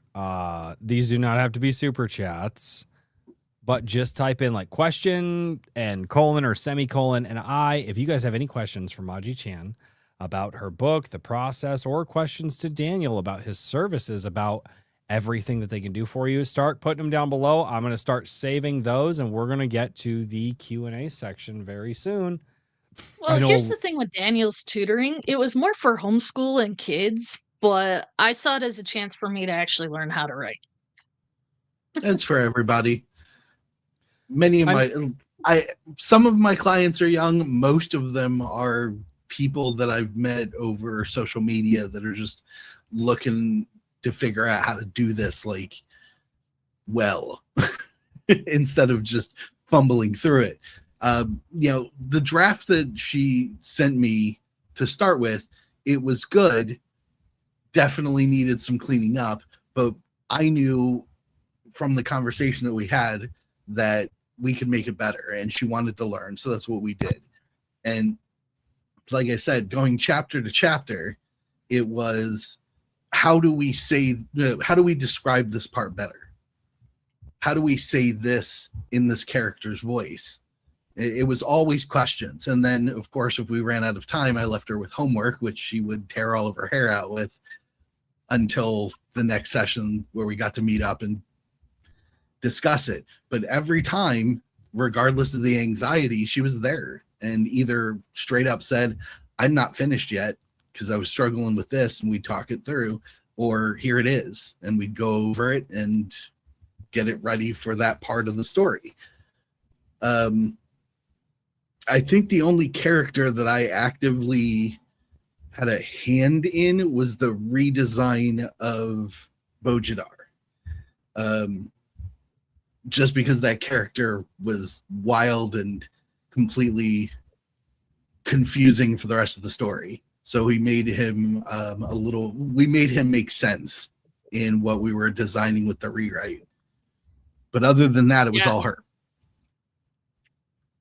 So, I mean, effectively, kind of what I'm hearing is the ideas were there, but spelling and grammar need to be fixed. And, you know, you tweak some things to just, this didn't quite make sense the way it was worded. So let's just word it in a way that makes sense. It really doesn't sound like you guys actually, but like the rewrite wasn't, oh, we changed. Yeah, you said you tweaked the ending a little bit. There was the chunk.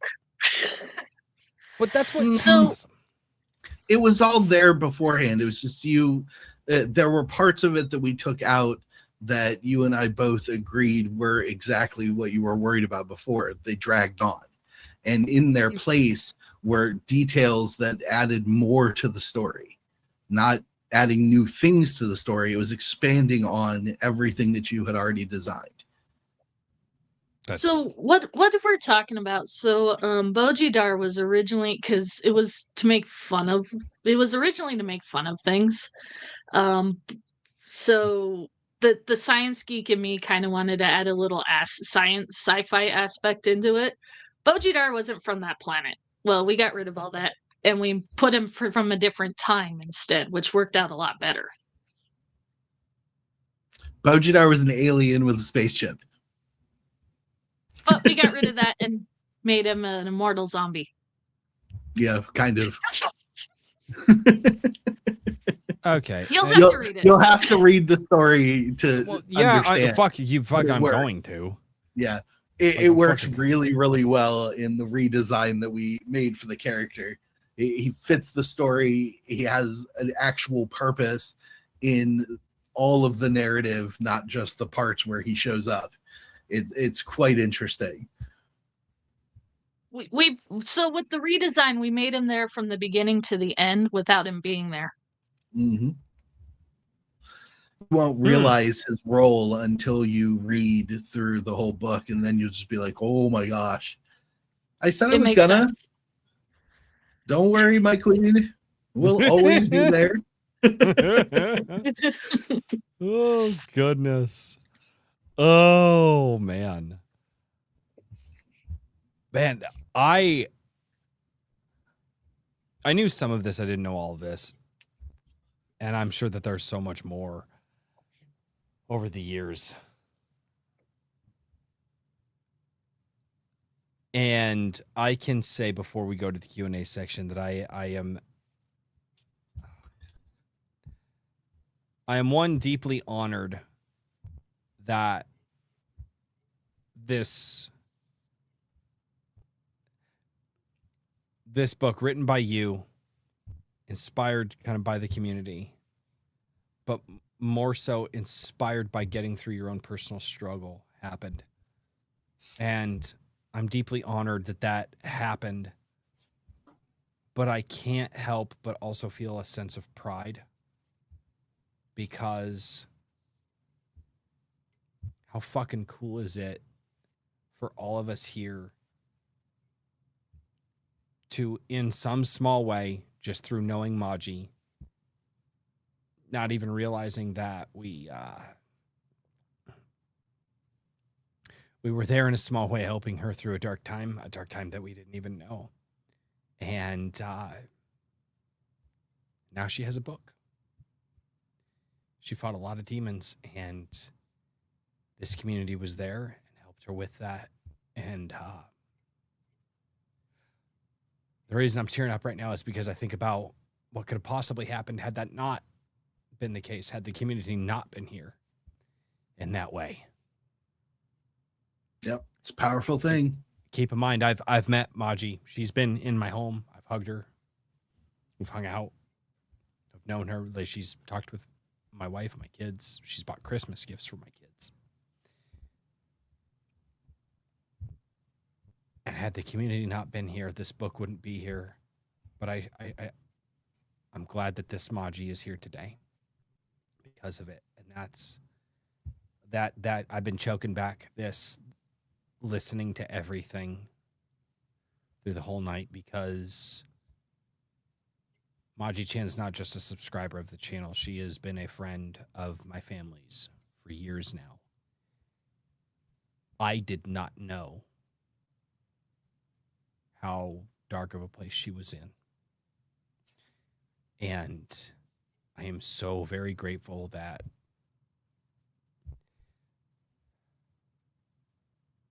I have been unbelievably grateful for the community that has been here and that has surrounded me and everybody here since the beginning. And I don't think you guys realize how much that you help everybody. And I also don't think that you guys realize how close a lot of you are to me personally.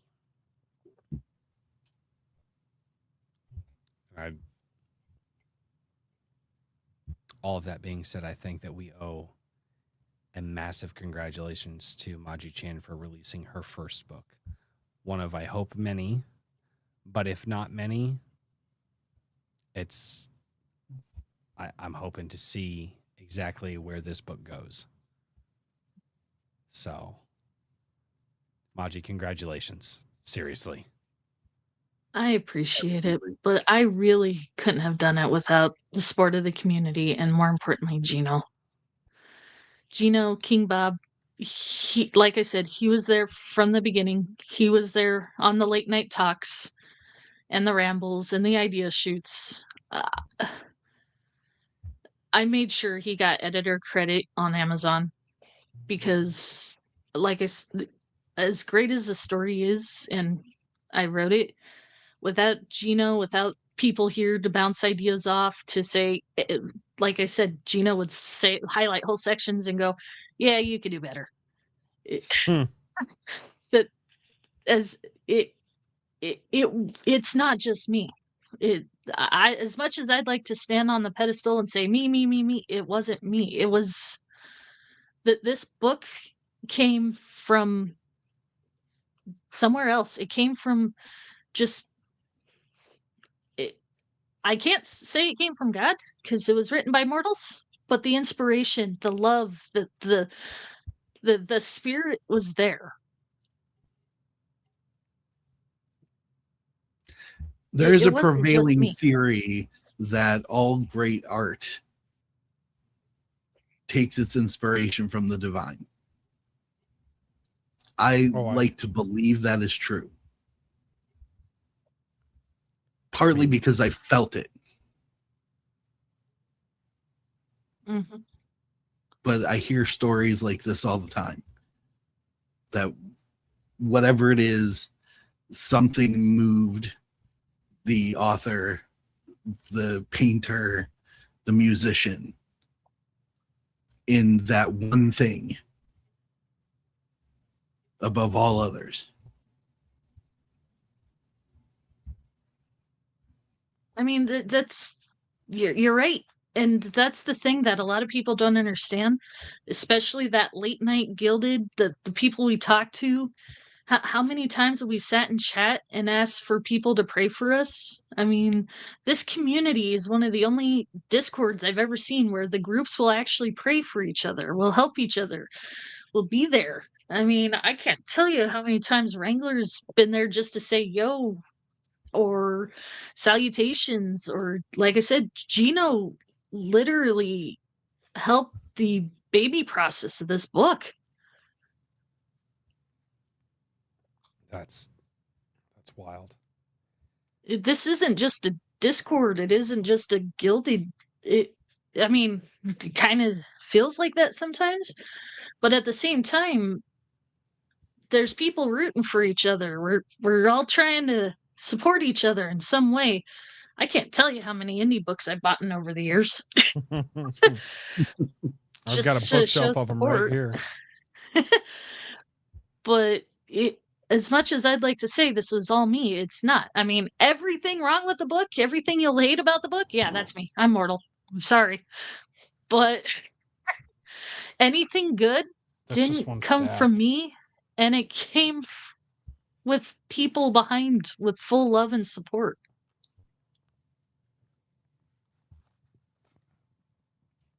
I will say this. What we put together as the final product that's been put out, it's not just going to amuse and entertain people from this community. People from this community are going to see references and it's going to give them that chuckle. But you will find if you share this book with friends and family and get them to actually sit down and read it, everyone's going to enjoy this, even if they're clued into the jokes or not. I wrote the jokes so that they make sense to the reader. Mm-hmm. That's awesome. With that being said, let's jump over. We'll read some super chats, and any questions that you guys have, please leave them below.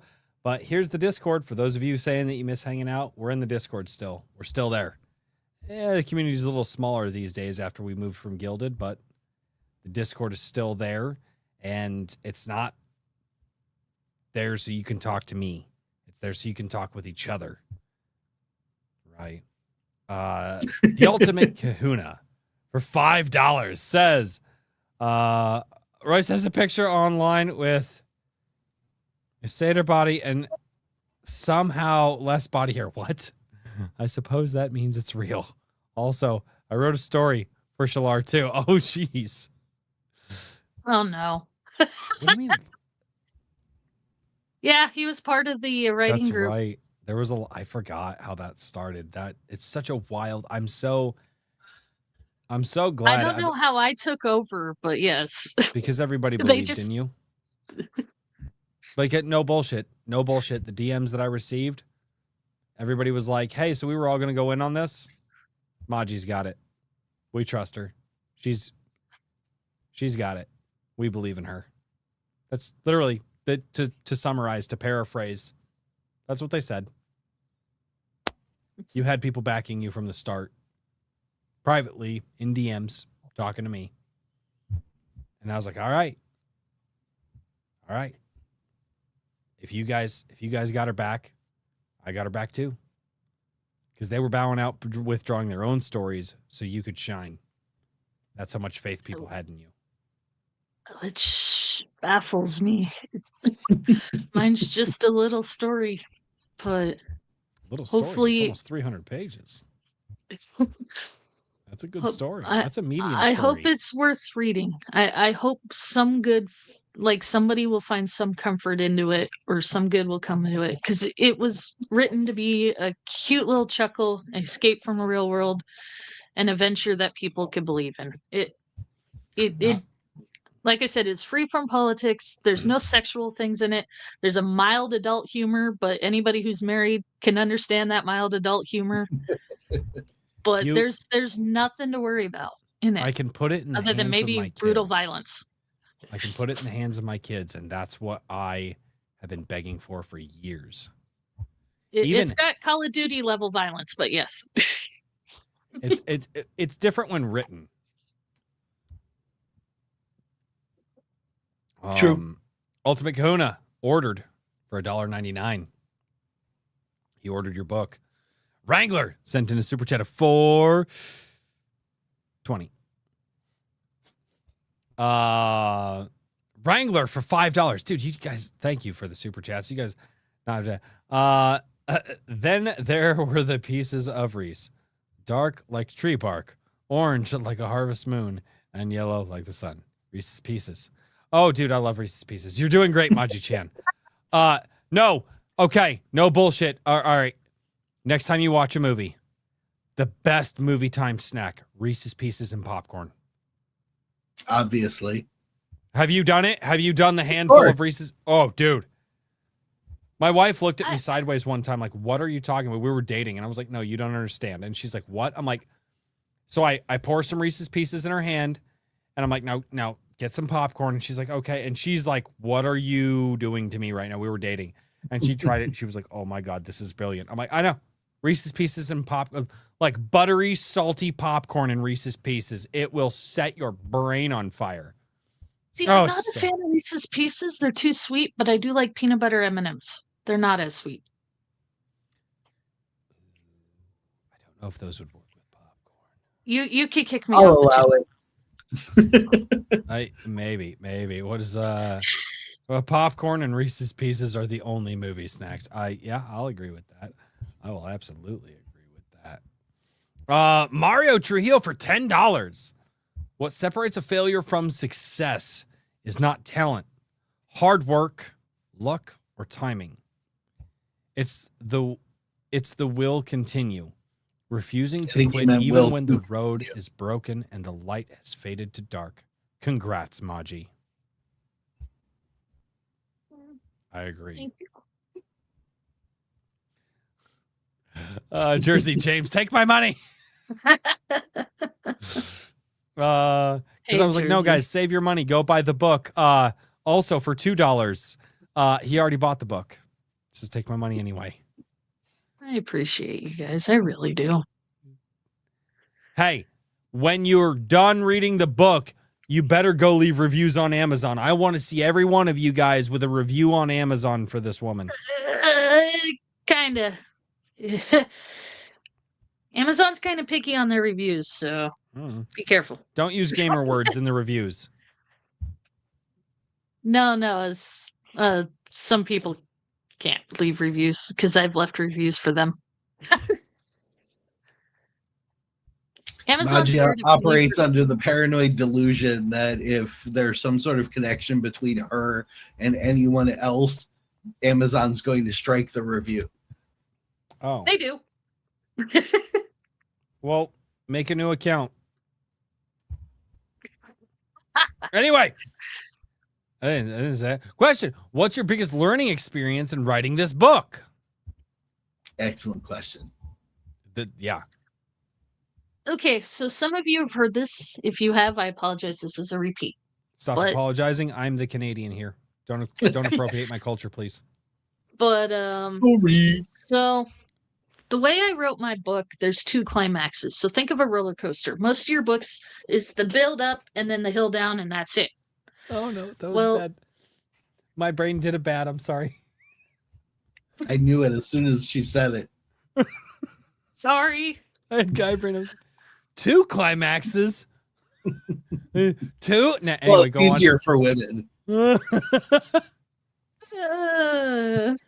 Okay, moving on from that. I'm sorry. I apologize, Machi. You're good. You're good. I I should have known better. I should have known better. But anyway, so between the two incidences there, how's that sound? That's Um, way better. That's incident makes there's- me sad and scared because I deal with those at work. Climaxes are different, They're happy. They're happy fun times. But anyway, except for when my hand hits a hammer or vice versa. That's a bad climax. but Happen. anyway, so it was really I called it the lull time because it was just like three chapters of straight dialogue. And Daniel knows exactly which part I'm talking about because one, he's heard this, and two, he knows exactly what I'm talking about. But I was sitting there going, I am bored. This is terrible. There is nothing but dialogue. There's nothing to break this conversation up. I know I'm in between events, but this is terrible. And Daniel's like, you wrote it this way. And I'm like, yeah, I know. And he's like, there's your homework. And I didn't know how to fix it. I even asked him. This was one of the few times I postponed the appointment for like 2 weeks straight, trying to figure out what to do. And then it occurred to me what he said. This is how you wrote it. So I highlighted all 3 chapters and deleted it. I completely deleted it. Gone. It disappeared from his draft and my draft. Bye bye. And then I was talking to Wait. You said 3 chapters? yes. It was I told bad. you it was a rewrite.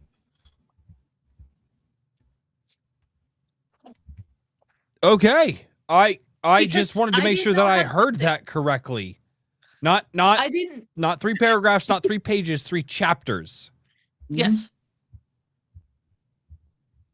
And Fuck, at the okay. time, my chapters were long, so Daniel shortened them up. We ended up, but at the time, what was it, like 15 pages a chapter?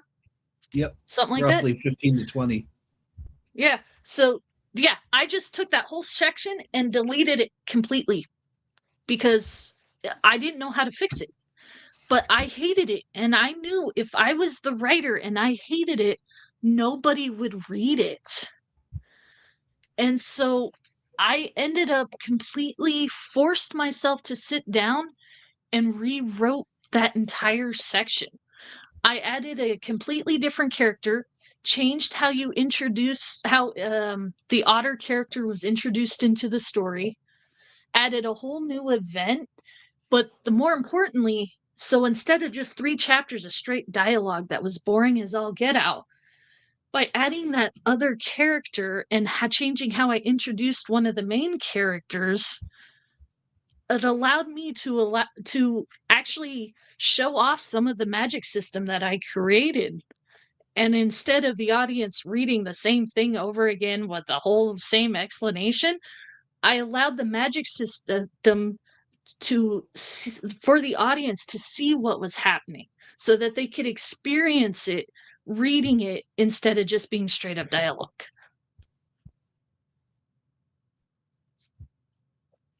It wasn't easy. Like I said, I had to delete what was already written. You just did something I've been talking about the last few days. You did a thing. You know what you did? You changed it from tell to show. Show, don't tell. Daniel knows exactly what I'm talking about. Yep. And the reason that you probably hated it is because you were telling the audience how good it was or how it worked instead of showing them. And it sounds like you did show, don't tell. Well, it was even better because it allowed me to add. So Alvar was able to have a moment where he questioned himself and he failed. So it actually allowed me to add character development for a couple of different characters while introducing one of the main characters who comes later on in the story, and still not have to have this big old expedition dump because I used the new character to show it all. And create a little tension so it's a little bit more entertaining for the reader. Mm-hmm. That's fucking dope. Okay, It took in total about a month because I had the 2.5 weeks of putting off Daniel because 1, I didn't want to face him and say, I don't know how to do this. And 2, I really wanted to figure out how to fix it. And by the time I got it all fixed and stuff, it was about a month. Yep.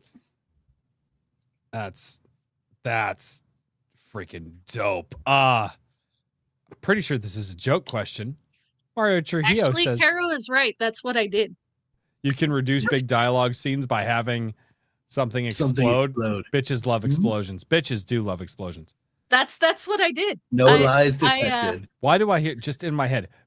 Give that bitch a cannon. Bitches love cannons. Not quite that.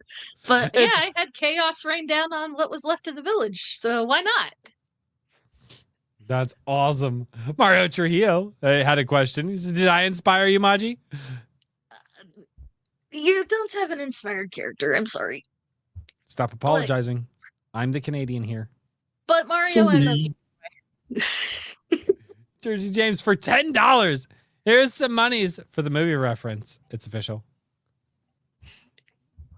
Oh, shit. There was a movie reference. I don't remember. Oh, man. Jersey James for $5. Guys, thank you. Jeez, guys. It has been a pleasure being a part of this community that got me back into storytelling, and take my money and everyone keep going. Hail, everybody keep going. Do not stop. Do not stop. Can't stop, won't stop. Very much. Jersey James again. A single little candle can light a forest fire. That is true. Very for true. $1.99. Royce can't even read. How would he know? Hey, fuck you. If I can't even read, how come I just read your super thingy?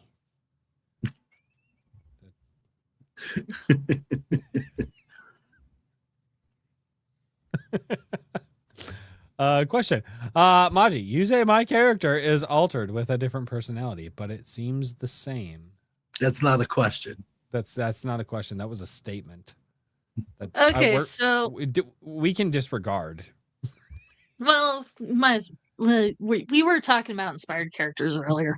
So during that lull time where I was avoiding Daniel. I was literally avoiding Daniel because I didn't know how to Trying fix What it did you and I do wanted to more this time. woman, Daniel? Challenge her. Why are you so mean? But Kahuna Make and I you were better. talking. You got me being like Taylor Swift over here. Why you gotta be so mean? Kahuna and I were talking, and we weren't even really talking about the book. He had just gotten back from Hawaii and was talking about sea turtles. But so and then it struck me. I was sitting at lunch, we were just talking via text, and he was talking about sea turtles because he just got back from Hawaii, and when he gets back from Hawaii, he's like super excited, and because it's his home. And then I realized something. I'm like, that's the problem. That is what I needed. I needed a way to show the magic system.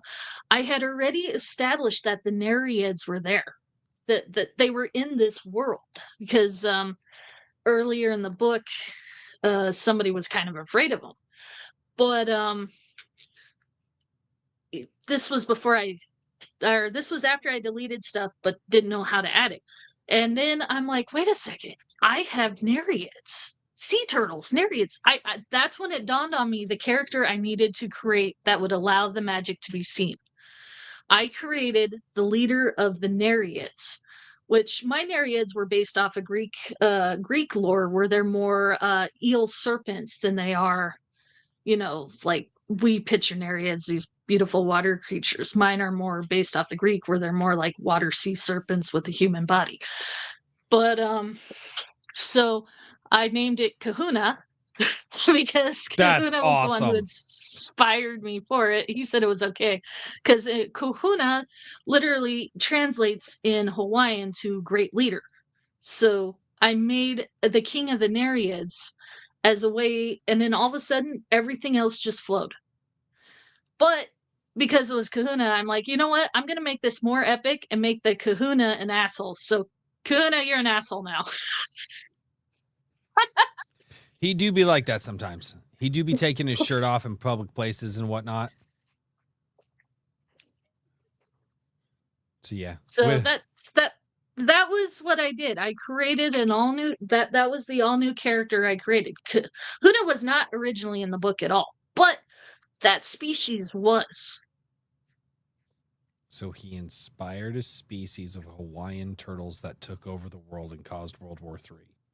No, they're not turtles. But because we were talking about No. the sea turtles, because he mentioned how he was swimming and he saw one. No, I know. I'm just I'm just being dumb. Sorry, the chat's having way too much fun. It's been a long time since I've had this much fun with you guys.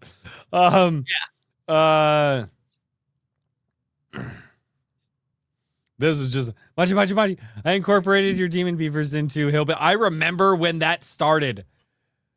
Demon Well, it was beaver. actually McCoppin that started it. Yeah, Actually, McCoppin there was- started. If I am not mistaken, the night that the demon beaver joke broke out, I believe we as adults were making a lot of adult innuendos that night, and I was losing And I my didn't shit. understand. I honestly thought you were talking about beavers. Nope.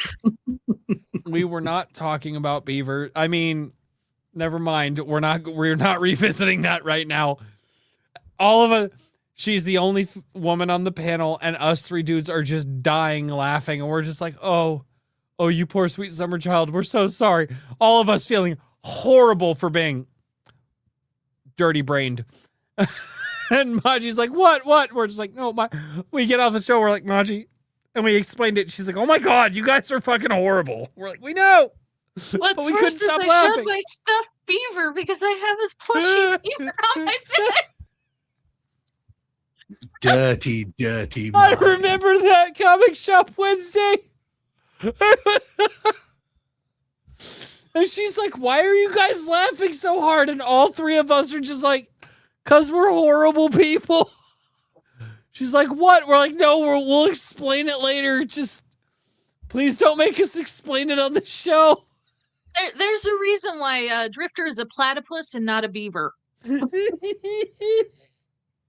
It was, I it's just, You know when the funny thing gets into your brain and you just can't stop laughing about it? That was one of those nights. And it's just like, we shouldn't be laughing about this. Like, why are we laughing about, oh, dude. Oh man, I forgot about, hey, Tianda, Tim Allen's here. This is all hail Princess Maji, meat hoisting in her honor. God bless you, young lady. Thank you, Tim Allen. For $5. And then also says, question for Maji, is there meat in your story? Well, There's booze. Quite a bit. Quite a bit. There isn't mead, but what did we change it to? Daniel, do you remember? No, I remember letting Maji answer. no, I'm trying to remember what we changed it to. But no, there was a scene where Reese is sitting there with Hunter trying to hash out in a mute, basically trying to hash out politics, peace treaty. And instead of it being wine, I changed the drink so that kids would think it's not a juice, and then the parents knew it was alcohol. What did we change it to?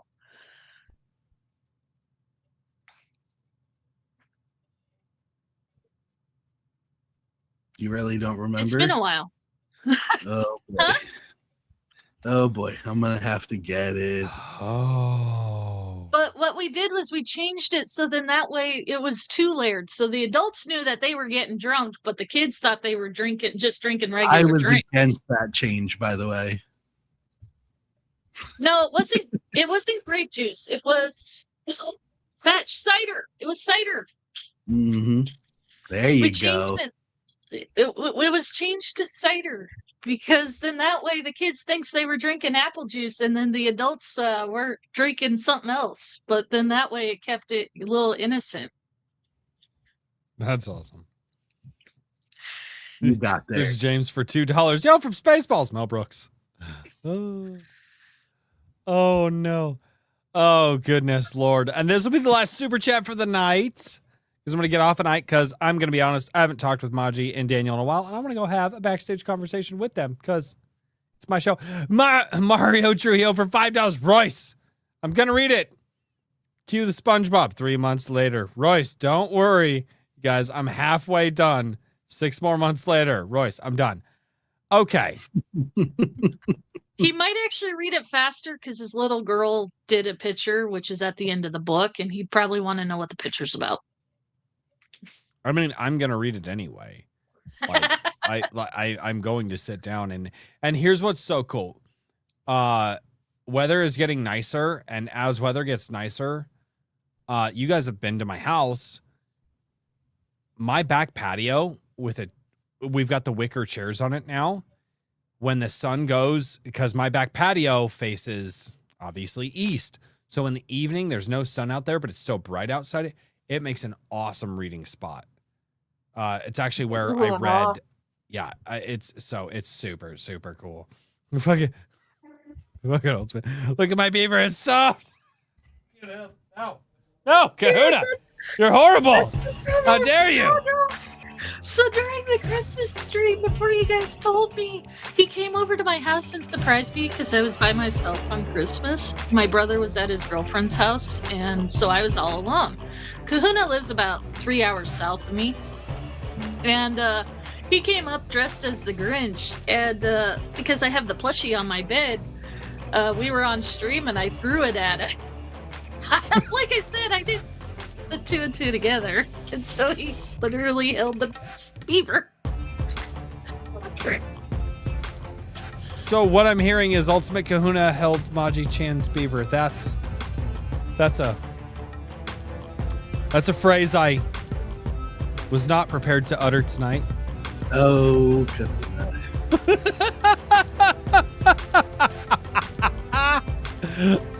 Oh. And on a serious note, face it.